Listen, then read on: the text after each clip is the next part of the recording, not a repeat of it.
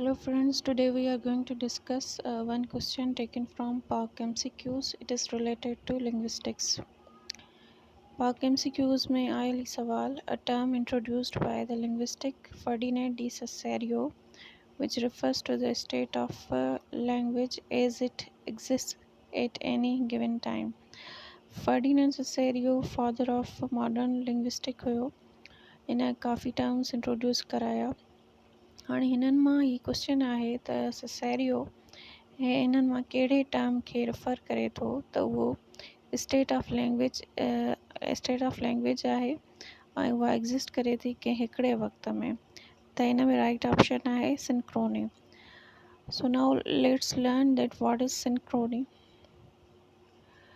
Synchrony खे सम्झण जे लाइ असांखे हिन जी डायक्रोनी खे बि सम्झणो पवंदो. त हिन सां कंपैरिज़न में इहे जॾहिं शयूं ईंदियूं त सिंक्रोनी सही तरीक़े सां वाज़े थी वेंदो.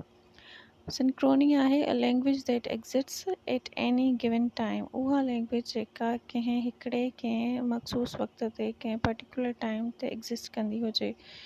उहा ओल्ड पीरियड में एग्ज़िस्ट कंदी हुजे या मिडिल में या मॉडर्न में, मतिलबु कंहिं हिकिड़े टाइम में जेका लैंग्वेज एग्ज़िस्ट करे थी उनखे सिंक्रोनिक लैंग्वेज चयो वेंदो आहे.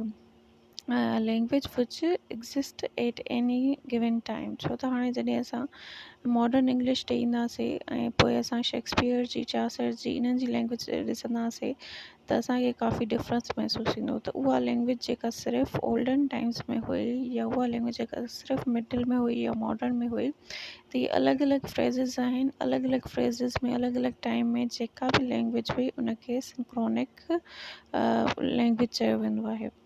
Now let's see that what is diachrony. Diachrony हूंदी आहे त language having the characteristics of through the time.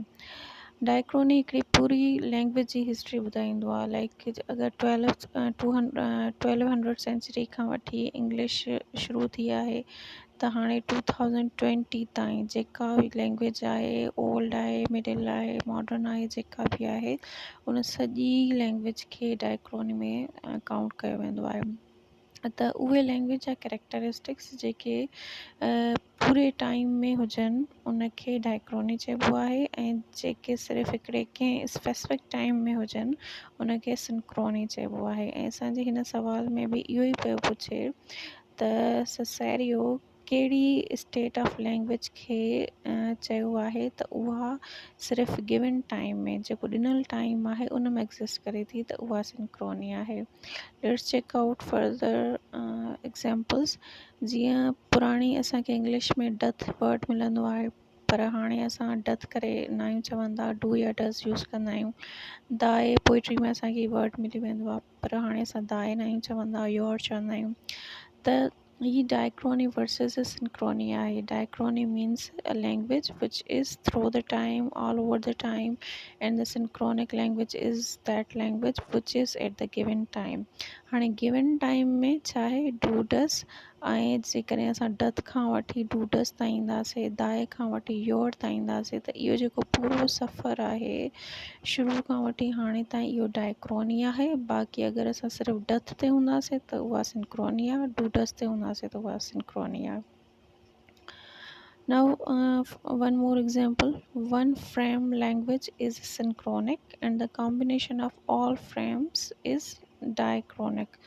जेकॾहिं काई लैंग्वेज कंहिं हिकिड़े फ्रेम में ऑक्यूपाई कजे, मीन्स हिकिड़े पीरियड में मतिलबु ओल्ड इंग्लिश में हलिया वञूं 12 खां 13 सदी ताईं या 14 खां 15 सदी ताईं, त उन में जेका बि लैंग्वेज हुई उहा हिकिड़ो फ्रेम आहे उहो सिंक्रोनिक आहे. पर 12वीं सदीअ खां वठी हिन 2020 ताईं जेके बि लैंग्वेजिस आहिनि, जेके बि चेंजिस आया आहिनि, सभई जेके लैंग्वेज जा फ्रेम्स आहिनि, पूरी जेका हिस्ट्री आहे उहा डायक्रोनिक आहे. Synchronic simple example given at one time, सिर्फ़ु हिकिड़े टाइम जे बारे में, हिकिड़े दौर जे बारे में ॿुधाईंदो आहे. ऐं diachronic means it's talk about early from the beginning and right up to this time.